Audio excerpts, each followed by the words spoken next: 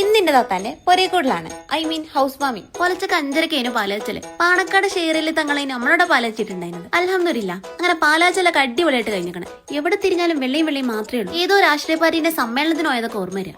നല്ല നെയ്പതിരിയും ബീഫും ആടൂർമയൊക്കെ ഉണ്ടായി. എന്റെ മെയിൻ സങ്കടം എന്താ വെച്ചാല് രാവിലെ ആയിക്കൊണ്ടാ തോന്നുന്നുണ്ട് തിന്നിട്ട് അങ്ങോട്ട് പോണില്ല. കറക്റ്റ് 10 മണി കണ്ട് കഴിഞ്ഞപ്പോ കുടുംബക്കാരൊക്കെ വരാൻ തുടങ്ങി. വരുന്നവരെ കൈയോടെ കൈപിടിച്ച് വിൽക്കാൻ വേണ്ടിയിട്ട് ഗൃഹനാഥം കയറ്റുമ്പോ തന്നെ ഉണ്ട്. ഇനിയിപ്പോ എടുത്താ പൊങ്ങാത്ത ഗിഫ്റ്റും കൊണ്ട് ആരെങ്കിലും വരികയാണെങ്കിൽ അതൊന്ന് കൈവച്ച് സഹായിക്കാൻ 2 അനുയായികൾ വേറെയും. ഇനി നമുക്കെന്താ റോൾ എന്ന് വെച്ചാല് കയറി വരുന്നവരെ കയ്യിൽ എന്തൊക്കെയുള്ളത്?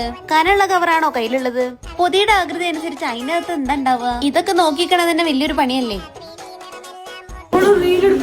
ഇന്നങ്ങട്ട് കാണുമ്പോഴേ കടിക്കാൻ വരുന്ന പട്ടീനെ പോലെ എല്ലാരും ജീവനും കൊണ്ട് ഓടാണ്. അത് ശരി, ഞാൻ അത്ര വലിയ സംഭവം കഴിഞ്ഞോ? നല്ല അടിപൊളി ബീഫ് ബിരിയാണി ഫസ്റ്റ് ട്രിപ്പ് തന്നെ കണ്ട് ഇരുന്ന് തിന്ന്. വൈകുന്നേരമായപ്പോ പിന്നെ ഏറ്റവും ഇൻട്രസ്റ്റിംഗ് ആയിട്ടുള്ള പരിപാടി ഗിഫ്റ്റ് അൺബോക്സിംഗ്. ഒരു കുടുംബത്തില് ചട്ടിയും കലാവുമ്പോ തട്ടിമുട്ടിക്കിരിക്കില്ലോ സാർ. മാറ്റി പറയാൻ പറ്റൂ, എനിക്കിങ്ങനെ അറിയുള്ളൂ. സാധാരണ പോലെ തന്നെ വലിയ പുരോഗമനമൊന്നുമില്ല. ജഗ്ഗും ഗ്ലാസ് ഡിന്നർ സെറ്റ് ഒക്കെ തന്നെ മെയിൻ താരം. എന്റെ അമ്മോ, ബംഗ്ലാവ് എന്ന് പറഞ്ഞപ്പോ ഇത്ര വിജൃംഭിച്ചതായിരിക്കും ഒരിക്കലും വിചാരിച്ചില്ല. അപ്പൊക്കെ പറഞ്ഞോളെ ഗൈസ്, ഇന്നത്രയ്ക്കുള്ളൂ. ബാക്കി നാളെ അല്ലെങ്കിൽ പിന്നെ എപ്പെങ്കിലൊക്കെ കാണാം.